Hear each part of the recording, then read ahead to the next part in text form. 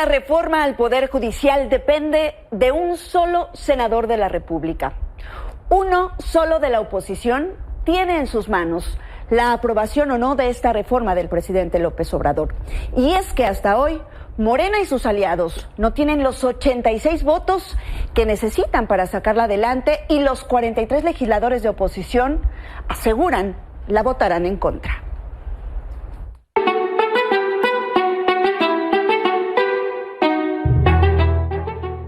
Y la coordinadora ocupa, la presenta y ahí está el suplente, para garantizar 22 votos de Acción Nacional. Esta es una buena idea para los otros partidos políticos, para que no haya de que se ponchó la llanta, de que me enfermé, de que no pude llegar, de que estoy en el hospital, de que... A ver, sin pretextos, somos firmes. Que los demás grupos de oposición hagan su parte y estén completos, y no habrá una reforma destructiva para el país. Cuenten con nosotros. Nos gustaría nada más mencionar que somos estudiantes de más de 2 universidades a lo largo y ancho del país. Nosotros estamos rompiendo con este discurso polarizador. No somos de escuelas solamente públicas ni de privadas. Somos estudiantes de todos, autónomas, somos de todo el país. Senador que no llegue está traicionando al pueblo. Ya ha habido presiones fuertes con algunos integrantes del grupo parlamentario del PAN, pero afortunadamente el grupo parlamentario del PAN se mantiene firme y se mantiene unido. Es que las y los legisladores de oposición nos mantengamos juntos, nos mantengamos unidos. Ha quedado claro que el grupo parlamentario del PRI, sus senadoras y sus senadores, que somos 15 integrantes, estaremos presentes en la sesión y votaremos en contra. Les queríamos entregar una carta donde vienen las firmas y las matrículas de todos los estudiantes a nivel nacional que están en contra de esta reforma judicial. Claro que nos hace falta una reforma judicial en México, pero no así, porque así estás también castigando a muchos provocadores. Este es un instrumento de venganza, de justicia. Hoy quiero decirles que después de haberla estudiado y haberla leído, mi voto va a ser totalmente en contra. Y claro que necesitamos una reforma, pero hay que leerla, hay que estudiarla. Todo lo que hay detrás de las presiones a Daniel Barrera, nosotros hacemos responsable a la gobernadora Laida Sansores de cualquier intento de amenaza, persecución y presión política.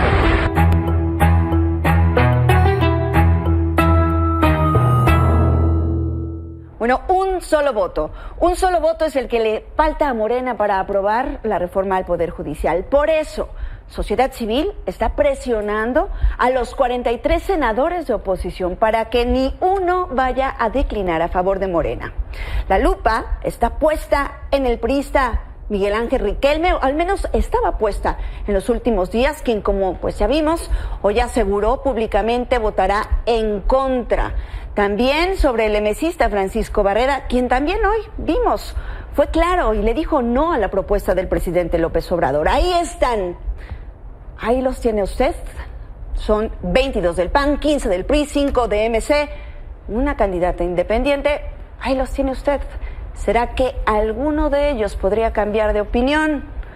Ya lo veremos la próxima semana cuando inicie esta discusión. Y en este contexto, hoy, sin decir nombres, el senador y dirigente del PRI, Alito Moreno, denunció que su bancada ha recibido intimidaciones, incluso dice, ofertas millonarias para aprobar la reforma judicial. Informar que las presiones que nuestro grupo parlamentario ha sufrido, senadoras y senadores, presiones brutales, amenazas por parte del oficialismo jamás vistas en el Congreso y en nuestro país. Ofertas de decenas de millones de pesos para migrar a la bancada morenista o ausentarse de la votación. Pues ustedes ya saben que no es la primera vez que Alito dice una mentira, pues. Nunca lo hemos hecho, nunca, jamás. He platicado, estoy hablando del PRI, he platicado con algunos de ellos, sí. Hemos intentado convencerles de la trascendencia histórica que sería el apoyar la reforma judicial. Nada, pues vamos a esperar, hay que esperar que se dictamine y después primera lectura y discusión en el Pleno. Así la respuesta de Adán Augusto López, el morenista Adán Augusto. Y a 4 días de que inicie la discusión de la reforma al Poder Judicial en el Senado, la resistencia de los trabajadores contra esta reforma continúa en todo el país. Cientos de ellos están viajando a la Ciudad de México para unir sus voces en contra de la reforma del presidente López Obrador.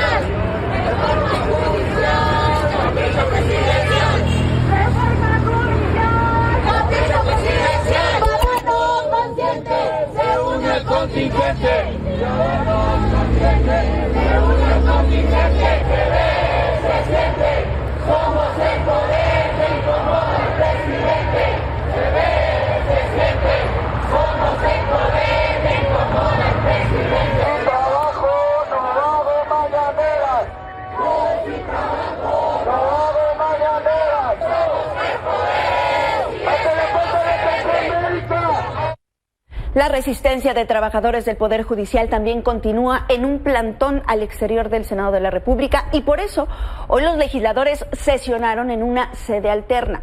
Una decisión que fue criticada por Patricia Aguayo, la vocera de los trabajadores del Poder Judicial, quien exigió a los legisladores sesionen en el recinto legislativo de Reforma para así poder ver claramente cómo votarán sobre esta reforma. El tema es que no queremos que vaya a ocurrir lo mismo que pasó en la Cámara de Diputados. Nosotros estuvimos al pendiente de las votaciones en Cámara de Diputados y como se fueron a una sede alterna porque cerramos la Cámara de Diputados de San Lázaro, allá hubo un total descontrol cuando hicieron la votación a mano alzada. Estamos a un voto, compañeros, a un voto. Y necesitamos tener la certeza de ese control en la votación, que se permita que entren los senadores a sesionar aquí para nosotros tener los ojos puestos en ellos, presionando desde afuera, precisamente para que se respete esa votación. Querido Jorge Becerril, buenas noches. ¿Cómo se encuentra el Senado de la República en estos momentos? ¿Cómo estás, Elena Flores? Qué gusto saludarte, queridos amigos. ¿Cómo están? Pues muchas personas están sobre Paseo de la Reforma. Llegaron desde ayer, algunas de ellas aquí las vimos, y posteriormente se reforzó este campamento durante la madrugada. Se impidió el acceso a las personas que trabajan dentro del Senado. Ahí los vemos, les han traído varias personas comida, bebidas, agua, y también veo que ya hay muchas casas de campaña, muchas sillas para poder aguantar pues varias horas y por supuesto varios días hasta el domingo, así es que sigue cerrada la lateral de Paseo de la Reforma por esta movilización, por esta manifestación. Han estado realizando semáforos informativos, que quiere decir que se paran frente a los automovilistas cuando se pone la luz roja de semáforo sobre Reforma y la calle de París y les comentan lo que puede suceder si esta reforma avanza. Así es que siguen apoyando pues obviamente los trabajadores del Poder Judicial. Mucha gente en contra también pasa, les grita de groserías, de palabras altisonantes, pero también muchas personas tocan el claxon con el fin de demostrar el apoyo a todas estas personas. Así es que está cerrada la lateral, están abiertos los carriles centrales del Paseo de la Reforma y sigue llegando gente del Poder Judicial, de Toluca, de Morelos, de diferentes partes de nuestro país. Elena Flores, ahí están las imágenes, comida, carpas, sillas, casas de campaña. Va a ser obviamente varios días, varias noches bastante largas. Así es, pues hay que tomar precauciones porque bien lo dices, esto continuará apenas el domingo, pasará la reforma a comisiones del Senado. La próxima semana ya se prevé, lunes, martes, su discusión en el Pleno, así que bueno, se prevé este escenario el fin de semana. Gracias, buenas noches, Jorge. Gracias, Elena, fuerte abrazo. Bueno, hay más estados se siguen sumando a esta protesta por segundo día consecutivo. Hay paro de labores en tribunales y en el Estado de México. Arrancó una caravana integrada por trabajadores de Toluca y Morelia, quienes bloquearon la carretera México-Toluca. Aseguran integrarán un contingente que llegue al Senado para protestar también en contra de la reforma. Y bueno, esta movilización tiene como finalidad el seguirnos manifestando públicamente ante todo el país y a nivel internacional para que la comunidad tanto mexicana como internacional sepa que estamos en contra de la reforma constitucional al Poder Judicial de la Federación. Consideramos que esa reforma constitucional tiene fines políticos, no nada más es un pretexto el que se diga que van a elegirse a jueces y magistrados por el voto popular. Pues en realidad pues ese es el eslogan que está manejando esta reforma constitucional, pero la final. Bueno, pero mire, hoy también se escucharon algunas voces a favor de la reforma al Poder Judicial. Un grupo de jóvenes se concentraron al exterior de la sede de la Suprema Corte. Esta concentración se convirtió en un mitin. Se montó un templete donde aparecieron como oradoras, las ve usted, las dos ministras de la Suprema Corte de Justicia, las ministras de la 4T, Lenia Batres y Loreta Ortiz, quienes de esta forma defendieron la reforma del presidente. Yo soy fundadora de Morena, a mucho orgullo, fundadora de Morena. Y fui propuesta por el presidente de la República para ser ministra de la Suprema Corte. Distinción que le agradezco en infinito, y todas las resoluciones y votos que he emitido han sido a favor del pueblo, solo para servirles. Ese es mi mandato y que lo quiero seguir guardando y respetando y ejerciéndolo, y eso va a ser gracias a su voto. El Poder Judicial no es propiedad de los jueces, no es propiedad de los magistrados, no es propiedad de los ministros y ni siquiera de los propios trabajadores a los que se les está respetando todos sus derechos laborales. El Poder Judicial tiene un solo dueño y es el pueblo de México. Por cierto, la presidenta de la Suprema Corte de Justicia de la Nación, Norma Piña, inició 2 consultas al Pleno, eso para determinar si el alto tribunal puede intervenir o no a petición de jueces y magistrados para que se defienda la independencia del Poder Judicial. En la lista de acuerdos se menciona que Piña Hernández ordenó turnar estas consultas con carácter de urgente a la ministra Lenia Batres, quien es afín al movimiento de la Cuarta Transformación y apoya la reforma judicial. El presidente López Obrador habló sobre esta suspensión, señaló que no tiene fundamento alguno. Lo que acaba de hacer una juez de que sin fundamento legal ordena que se detenga el proceso legislativo. O sea, hace falta más información. Lo mismo, ¿qué van a saber los muchachos? Entonces, como eso no se dice, muchos jóvenes pues se creen lo que les dicen algunos maestros, no todos, o lo que escuchan en la radio o en las redes. Entonces sí hace falta más información.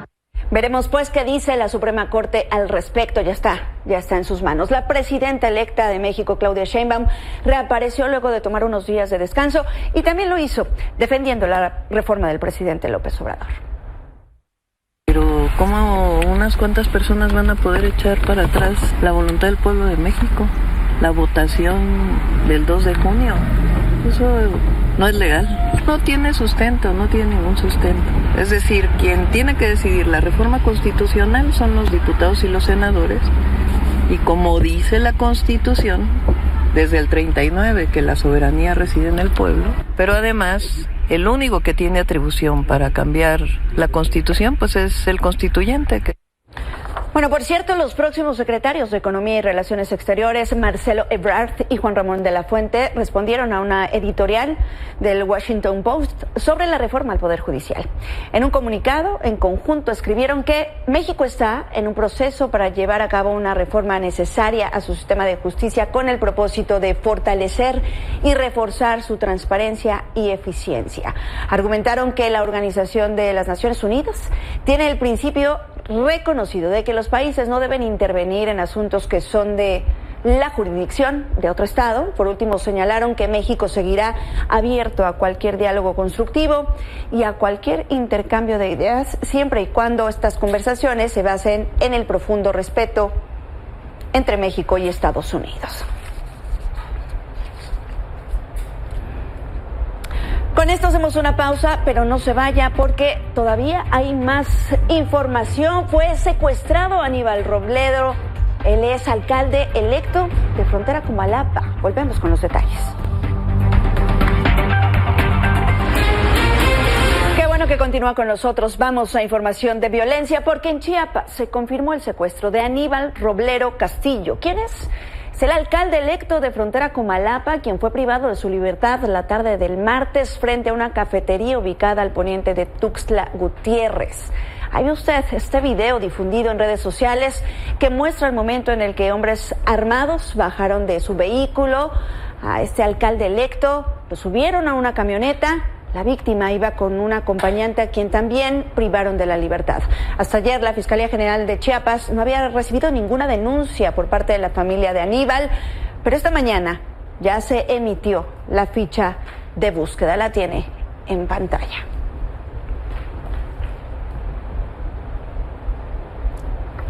Y es que usted sabe, la violencia en Chiapas no es un tema nuevo. Aquí le hemos informado de los bloqueos y ataques armados que han ocurrido en la región de la Sierra y también en la frontera del estado por el enfrentamiento, dicen, entre grupos rivales, lo que ha provocado el desplazamiento de decenas de mexicanos a Guatemala. Veamos parte de lo que ha ocurrido en lugares como Pantelón, como Chenaló, como Frontera Comalapa.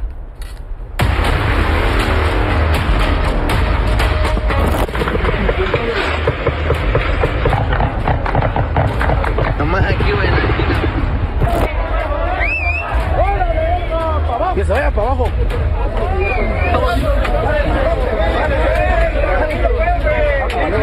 Nosotros vamos avanzando porque queremos libertad en el pueblo de Chicomucelo. Queremos nuestro pueblo libre, ¿sí o no, compañeros? ¡Sí! Ustedes bien saben quién son las gentes que nos están viniendo a desalojar. Así es. Están desalojando a los compañeros.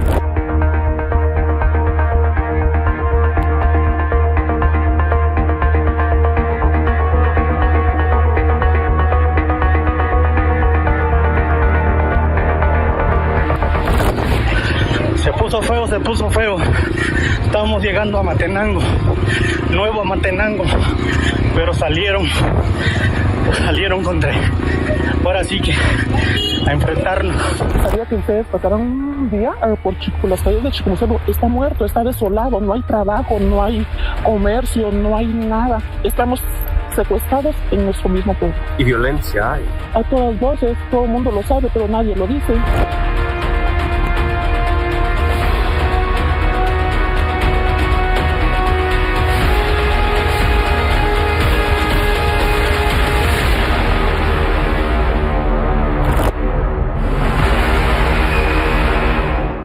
Y en el contexto de este conflicto, Milenio ha podido confirmar la incursión de civiles armados, de grupos del crimen organizado.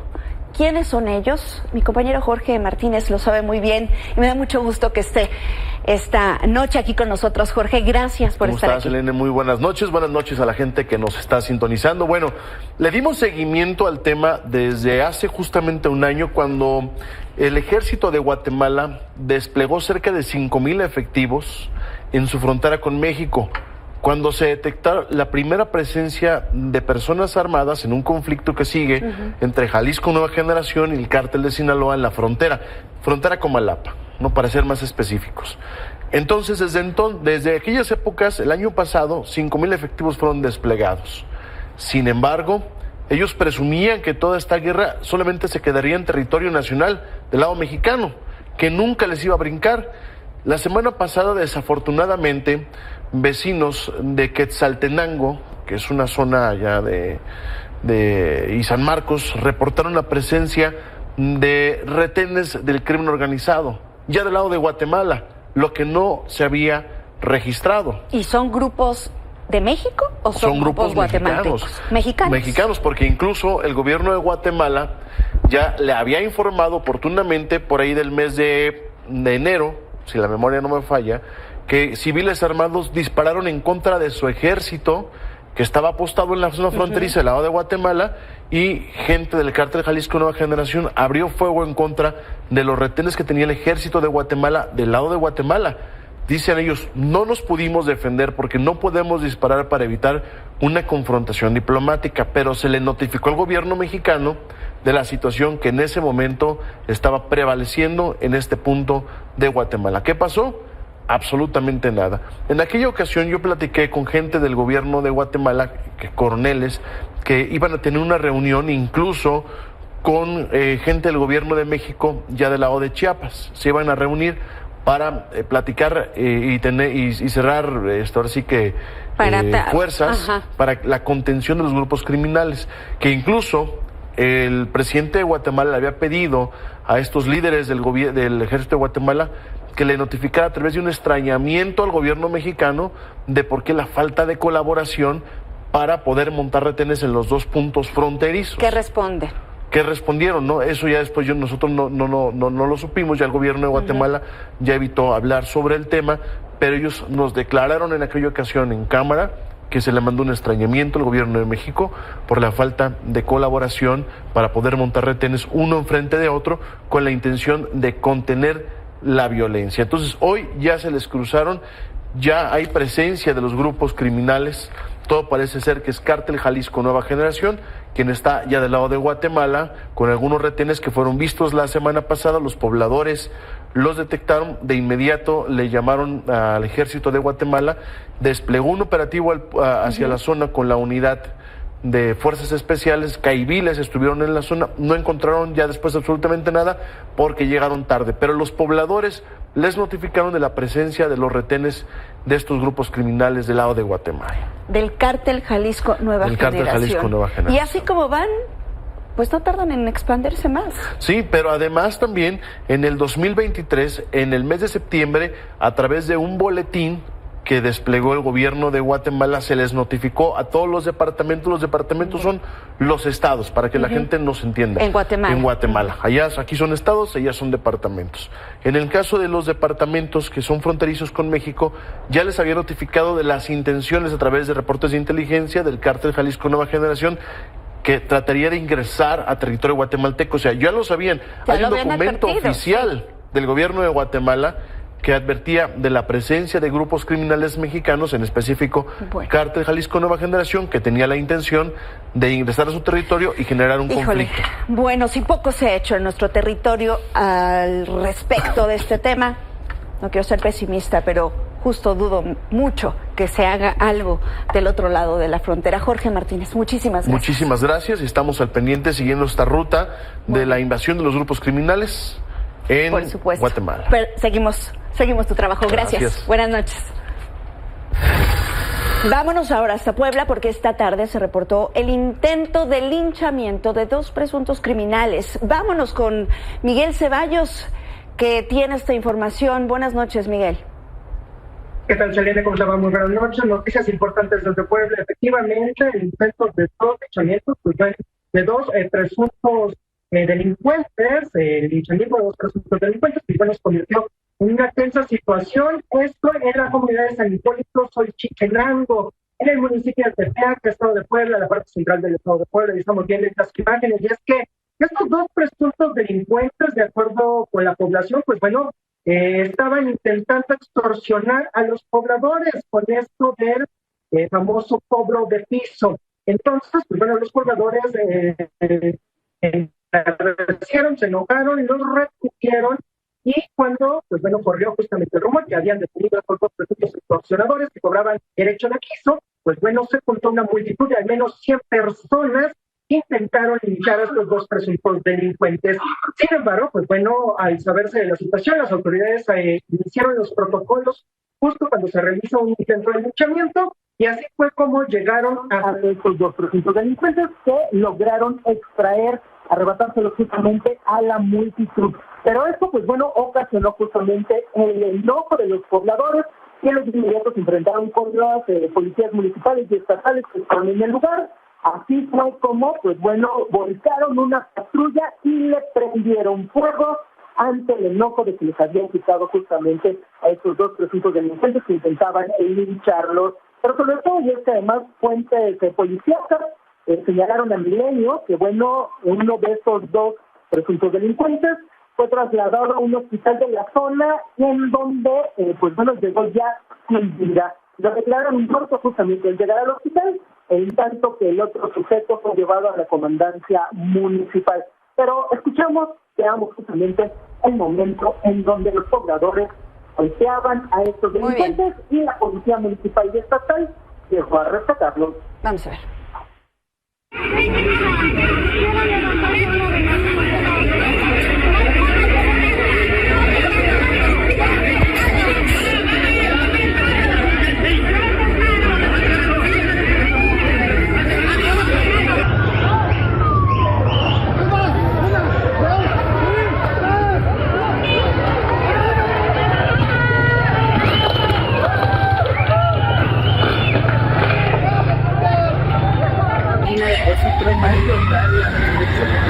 Miguel, pues así los pobladores de este municipio poblano intentando combatir este tema de la extorsión también ahora que están sufriendo allá.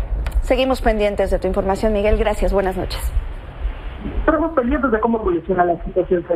Buenas noches.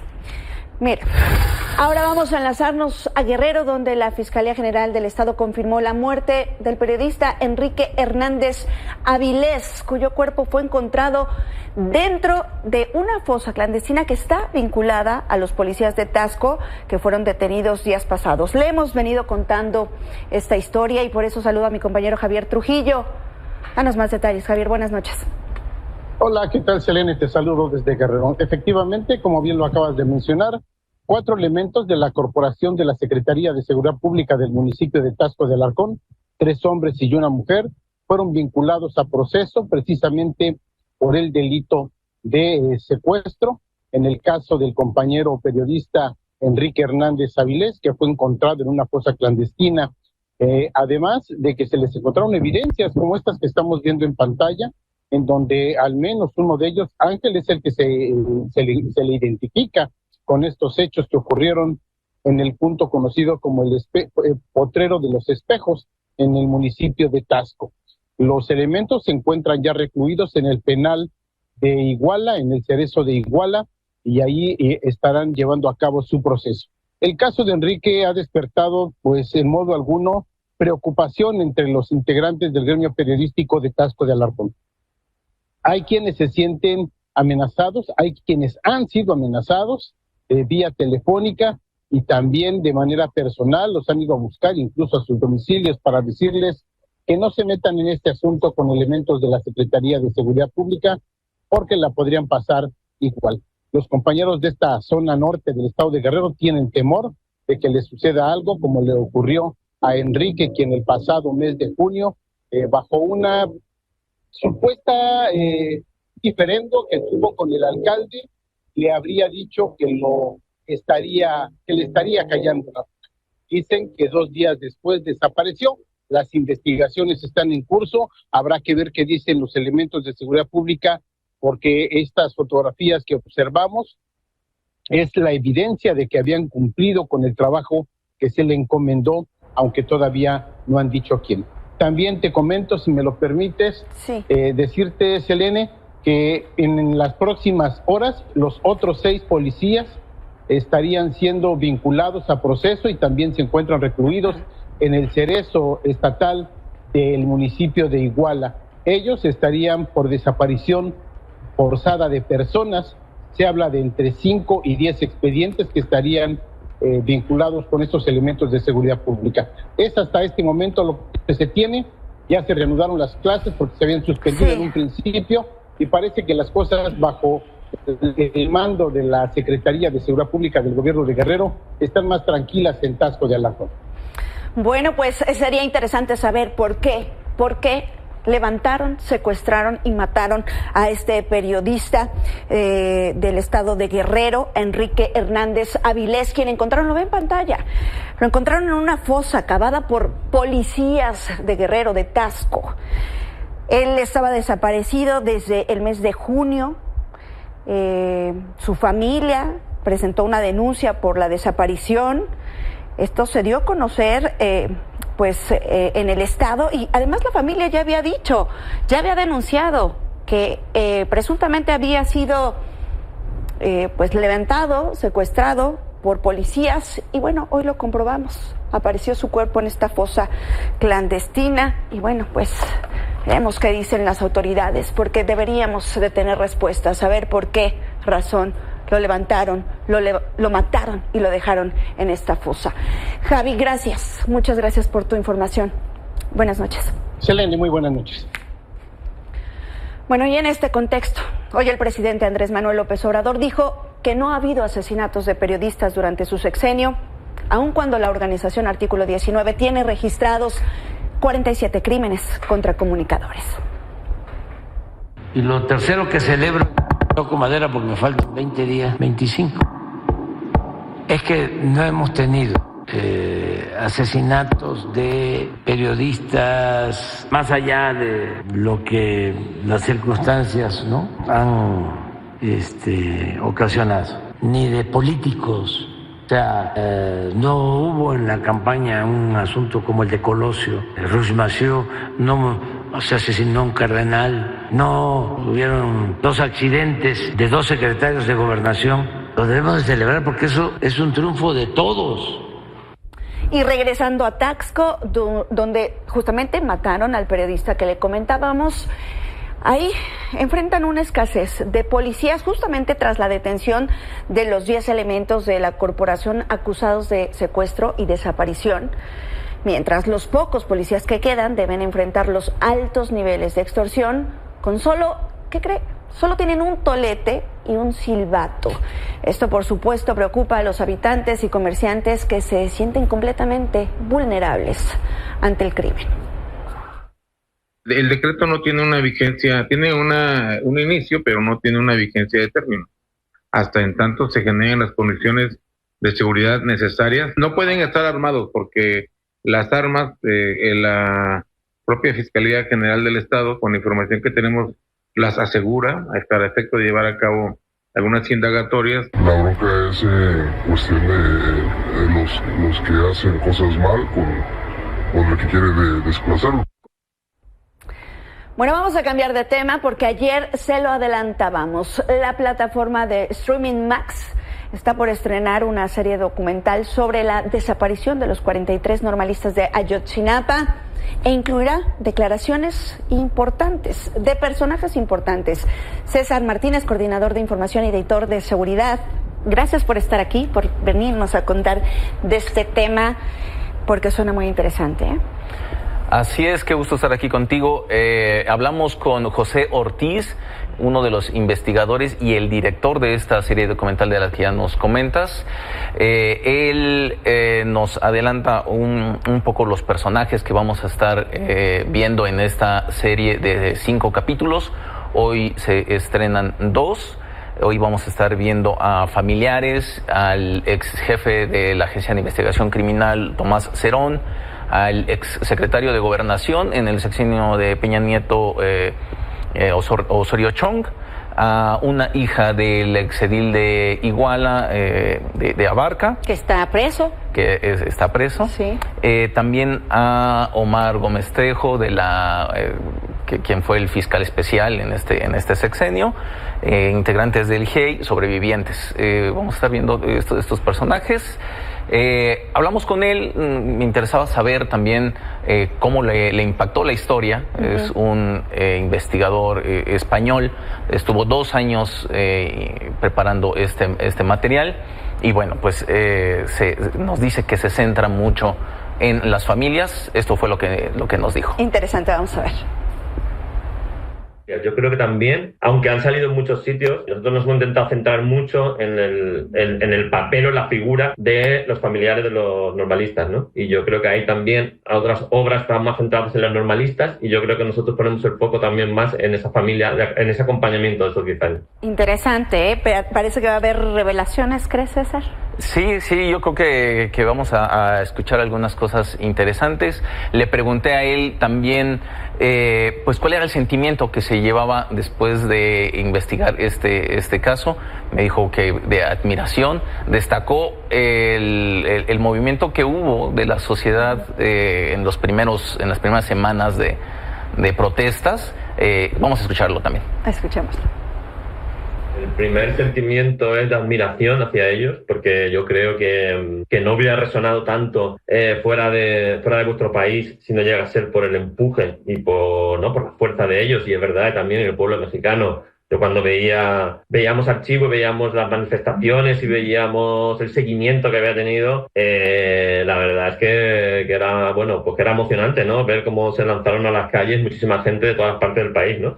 Claro, es una historia impresionante. A ver, César, sin spoilernos tanto, ¿ya tuviste oportunidad de ver un poco este material? Ya aquí en Milenio pudimos ver un poco. Vamos a estar viendo, escuchando, por ejemplo, al exsecretario de Gobernación reconocer que no se respetó el Estado de Derecho, el debido proceso en la investigación, a Tomás Cerón justificando por qué no estuvo un abogado de un presunto delincuente durante una diligencia muy importante, y también una persona que estuvo presa indebidamente, que nos cuenta que el presidente Enrique Peña Nieto, le cuenta en la serie documental que el expresidente Enrique Peña Nieto fue a verlo a la prisión.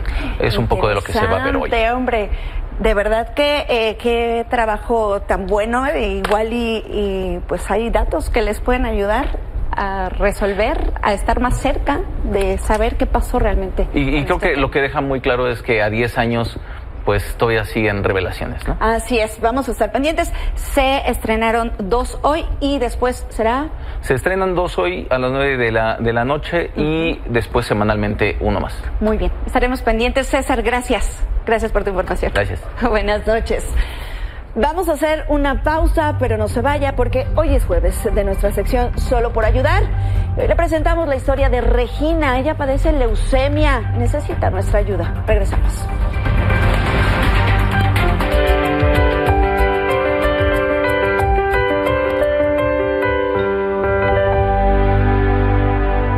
Que hoy es jueves de Solo por Ayudar, por eso me enlazo con mi compañero Mario Rodríguez hasta el Estado de México. Mario, buenas noches. Selene, excelente noche, te saludo a ti y a todo el auditorio. Fíjate que en esta ocasión traemos la historia de Regina. Ella es una pequeñita originaria precisamente de Valle de Toluca que, pues se enfrenta a una especie de cáncer en su cuerpo. ¿Qué es lo que sabemos? Ella no sabía que estaba enferma, sin embargo, tuvo que acudir al médico y fue bastante particular su diagnóstico. En principio fue atendida por lo que parecía ser un cuadro de gripa, sin embargo, conforme avanzaron el tiempo y conforme avanzó, o mejor dicho, empeoró su estado de salud, fue que los médicos le diagnosticaron esta enfermedad. ¿Qué te parece si escuchamos qué fue lo que sucedió? Porque al final hay un empresario de aquí del municipio de Metepec que escuchó su historia, toda vez que su mamá, que se dedica a colocar uñas, pues es cliente, en este caso la mamá de Regina, y pues ahora se dedicó precisamente a darles una nueva oportunidad. Vamos a escuchar esta historia, Selene, y regresamos con algunos apuntes de cómo esta pequeñita va saliendo poco a poco adelante. Vamos a verlo, Mario. La sentó y cuando la vio, les dijo a los doctores que le tomaran una biometría. Pasaron como 2 horas y Regina estaba peor. La doctora me mandó a llamar y me dijo que Regina tenía leucemia y que nos teníamos que ir a un hospital de 3er nivel porque ahí no podían hacer nada por ella, que ella iba muy mal. El calvario de Regina comenzó cuando acudió a una consulta por gripa, pero los médicos le detectaron leucemia en octubre del año pasado. Desde entonces, la adolescente de 13 años, originaria del Estado de México, ha estado en varios hospitales y tuvo que dejar la secundaria para comenzar con su tratamiento. Ahorita no, pero puede que en unos 5 meses regrese ya a la escuela por mi enfermedad del cáncer, porque como es estar yendo al hospital y cosas así, pues no iba a poder estar pues el tiempo que se necesita en la secundaria. Solo 3 amigas que luego me escriben, me preguntan cómo estoy, cómo me siento, cómo voy con mi tratamiento y cosas así. Para ella, la enfermedad es pasajera, pues su objetivo principal es estudiar Derecho para ayudar a personas vulnerables. Viridiana, madre de Regina, se dedica a la manicura.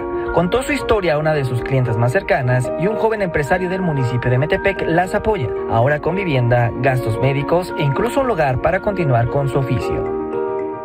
Mi mamá era clienta de Viri, que es la mamá de Regina.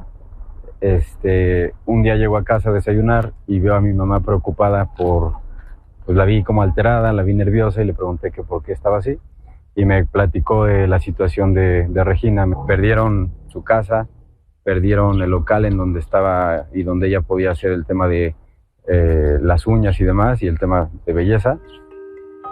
El camino para esta familia es largo, pero confían en que Regina se recuperará y cumplirá su sueño de ser abogada. Viridiana trabaja para sacar a su hija adelante con su negocio. Su estudio de uñas está disponible en la página de Instagram Care Nails Viridiana Alvarado.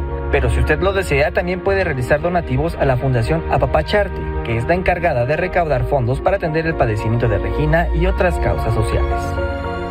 Desde el Estado de México, para Milenio Noticias, Mario Rodríguez. Que sean fuertes, que no se rindan, que no tengan miedo, que luego también depende mucho de las personas que nos rodean, porque por ejemplo mi mamá y mi hermana siempre hacen como lo posible por verme feliz. Pues un reconocimiento a la Fundación Apapacharte por este gran trabajo, por haber recibido a Regina, por supuesto también el reconocimiento a Regina por su ejemplo, por no rendirse, a su mamá, pero hace falta todavía recursos para seguir apoyando a Regina, porque esta es una enfermedad difícil, larga y muy costosa. Mario. Es correcto, Selene. Fíjate que es una enfermedad que realmente es bastante onerosa para los gastos, en este caso de esta familia. Y es que hay que recordar, Viridiana, que es la mamá, únicamente se dedica al tema de las uñas. Y bueno, pues nos comentaba también que en ocasiones tiene que suspender las citas que puede hacer en la casa donde está rentando, porque pues tiene que darle continuidad precisamente al tratamiento de Regina. En este sentido, bueno, pues hay ingresos por 2 vías y es ahí donde entra precisamente esta sección. En principio se les puede contactar en Facebook para que puedan solicitar una cita con la mamá de Regina y sobre todo pues puedan hacerse este tema de la manicura. Y por el otro, está la Fundación Apapacharte, que te repito es parte de un grupo de jóvenes de aquí del municipio de Metepec, en donde, bueno, pues la intención es poder recaudar fondos y no solamente atender esta causa, sino otras causas sociales que se desarrollan aquí en el Valle de Toluca. En ese sentido, bueno, pues vamos a estar bastante pendientes sobre cómo es que avanza el estado de salud de esta pequeñita y sobre todo qué es lo que tiene que decir en este caso la misma fundación, toda vez que ellos la han arropado, le han apoyado con estudio, le han apoyado también con vivienda y bueno, pues ellos no están dispuestos a rendirse, es decir, van a hacer todo lo posible para poder sacar adelante a esta pequeñita que bien decía en el video, pues su intención es ser abogada, precisamente para poder apoyar no solamente a otros niños, sino también a otras personas que se encuentran en alguna situación pues problemática. Muy bien, Mario, pues ahí tenemos en pantalla justamente esto que nos comentas, la página del negocio de la mamá de esta pequeña, también la fundación, cualquiera de las 2 vías para seguir ayudando. Mario Rodríguez, 1000 gracias hasta el Estado de México, 1000 gracias por sumarte tú también con tu trabajo a esta causa. Muy buenas noches. Gracias, excelente noche. Con esto hacemos una nueva pausa, pero no se vaya, ya viene Ana Karina Martínez. Hay información de negocios, también Mine Ataide con lo mejor de los deportes. Regresamos. Momento de hablar de negocios porque banqueros alzan la voz, pero ahora por otra reforma del presidente López Obrador. Ana Karina Martínez, cuéntanos. Qué gusto saludarte, Selene. Muy buenas noches.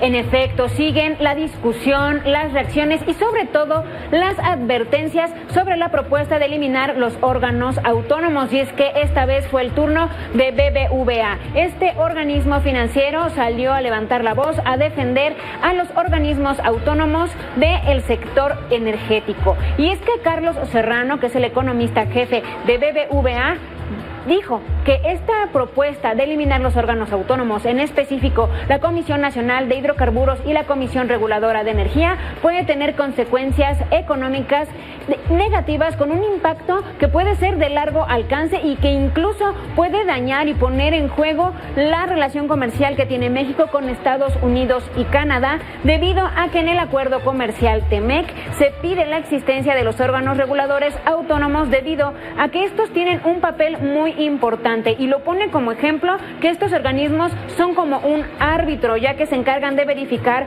que se respeten las reglas del juego durante todo el partido, siempre garantizando que el organismo regulador autónomo sea imparcial, con el fin de tomar las mejores decisiones. Además de violentar el acuerdo comercial, Carlos Serrano advirtió que la desaparición de estos órganos autónomos puede generar pérdida de inversión privada en el sector energético. Y en ese sentido, Sebastián Figueroa, director general de Fulgas, coincidió con esto en que esta desaparición de los órganos autónomos puede ser un impacto muy fuerte, para más específico, a las gasolineras, Selene. Así que sí, el impacto también se da en sectores muy específicos, como el energético.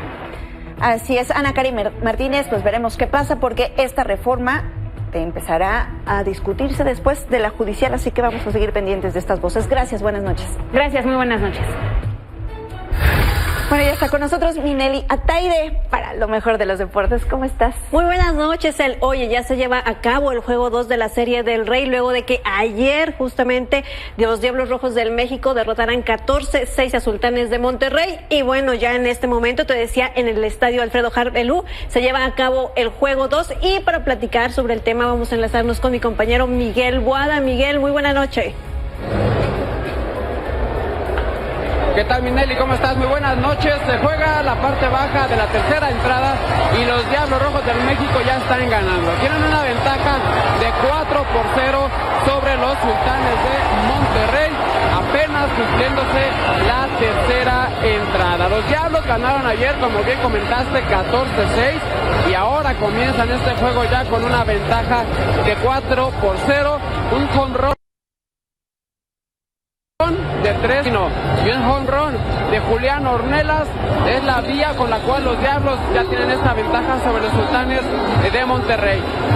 No importa lo que pase el día de hoy, esta serie el día de mañana descansa, los equipos viajan para sábado y domingo enfrentarse en Monterrey. Pero será importante, si los Diablos mantienen esta ventaja y ganan, se irán buscando 2 victorias a Monterrey para coronarse campeones, mientras que Sultanes ya tendría la serie en contra. Este es el reporte que tenemos desde el estadio Alfredo Harpelú, y los invito a que visiten las distintas plataformas de Grupo Milenio, de multimedios, como Séptima Entrada, Medio Tiempo, La Afición, Canal 6, por supuesto, donde estamos haciendo una gran cobertura de esta Serie del Rey. Miguel, ayer hasta el quinto inning iban parejos estos dos equipos, Sultanes y Diablos. ¿Cuál fue la diferencia después para que se despegara justamente el equipo de Diablos Rojos del México? Que su bateo no se ha dormido. Su bateo al inicio arrancó un poco lento, pero después agarró un ritmo y ya no lo detuvieron, y ese mismo ritmo es el que están teniendo en este momento en este juego número 2. Y bueno, Eric Leal, el abridor de Diablos, se ha visto muy bien después de 3 entradas al no permitir más que un solo hit. Muchas gracias, Miguel, y nos estaremos enlazando, por supuesto, en los siguientes espacios de La Afición. Mucho éxito en la cobertura. Gracias, Miguel. Gracias, buenas noches. Wow. Ahí está, están ganando los Diablos Rojos del México 4-0. Veremos cómo termina justamente este duelo 2, después de que, recordemos que el primer partido se tuvo que posponer, exactamente, se pasó un día, y como ya comentaba Miguel, después de este juego 2, la serie se va al Estadio Móvil Super de Monterrey, ¿no? Juego de 3 y 4, y bueno, estaremos por supuesto comentando todo al respecto en las diferentes plataformas. Bueno, pues muy bien por los Diablos, muy mal por la afición de Sultanes, pero muy bien por la afición béisbol. Qué bárbaros, qué lleno está. El béisbol. Gracias, Miriam. Nos vemos por acá mañana. Buenas noches. Y gracias a usted por su sintonía. Si la vida lo permite, nos encontramos en este mismo espacio mañana. Descanse.